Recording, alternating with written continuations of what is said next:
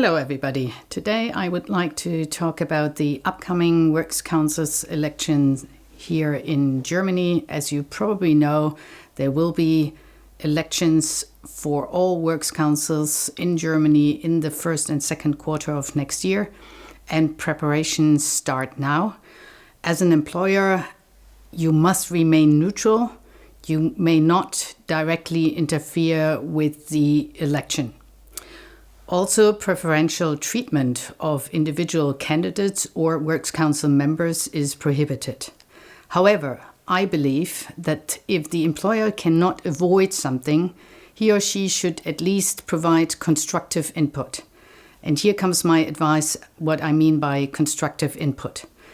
Before the election, I think you need to answer two questions for yourself. One is, what is the reason why a Works Council is going to be elected? And that is a question that applies definitely when you have the first elections, but also for further elections. And the second question is, what does the ideal Works Council looks like? So if we look at the first question, why are employees inclined to elect a Works Council? We should look at the motivation of employees. Employees, some of them are actually dissatisfied with the working conditions. Others believe that their jobs are insecure. Some have individual issues with their superiors or colleagues. Some of them just want to have a common voice and a voice to be heard. And some just believe that the Works Council will make everything better, and they are socially conditioned to act this way.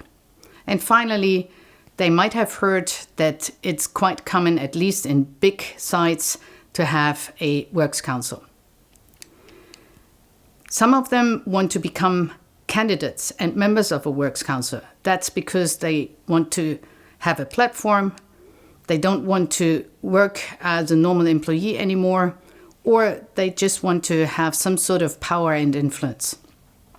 So having that in mind, I think you should think about the ideal Works Council. Who should become a candidate and who should represent the interest of the employees?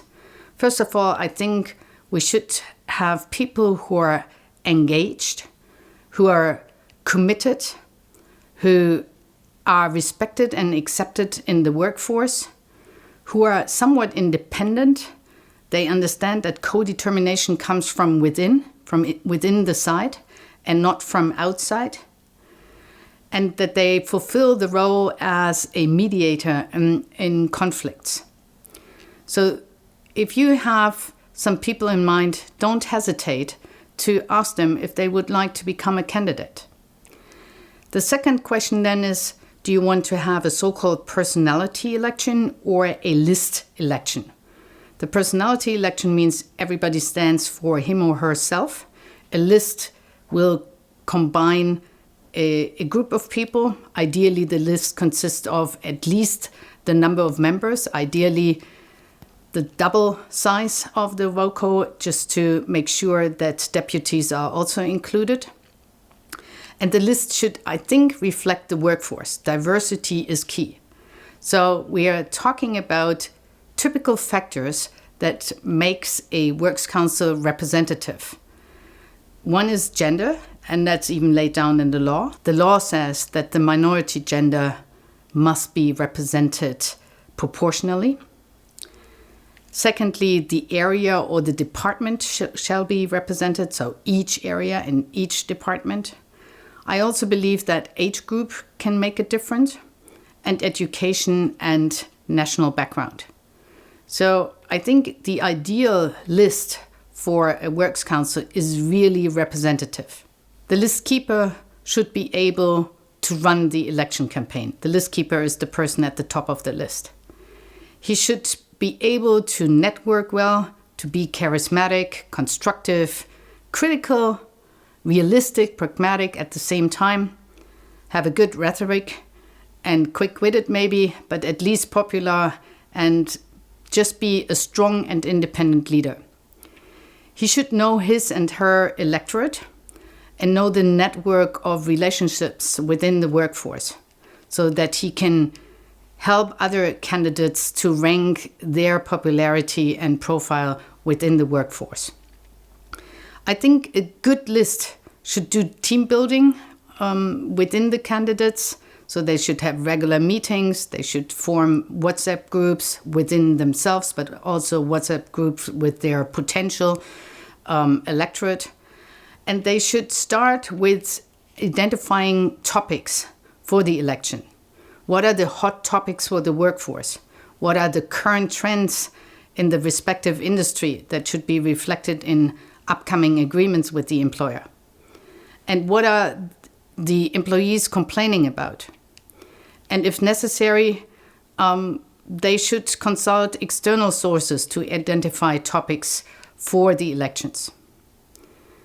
So then each list should have a strong election campaign. They should make the candidates known by using flyers or social media. They should have an intensive contact with the workforce. They should have regular meetings and should just come up with ideal topics to make them attractive within the workforce. In my opinion, the last 3 days of this very lengthy election is the important phase where intensive contact with voters are underway. After the election, I think the employer should establish a quick contact with the newly elected Works Council. He or she should enable the necessary and obligatory training of the Works Council members and just should keep a close relationship with the chairperson, of course, but also with other key members of the Works Council. And finally, I do believe that employers should think about how they can help the newly elected Works Council to implement their main topics, if possible. So that concludes my remarks of today with regard to the Works Council election. Please keep in mind that you should not sit idle and just wait the outcome, but have constructive input into the elections. Thank you very much. See you soon again.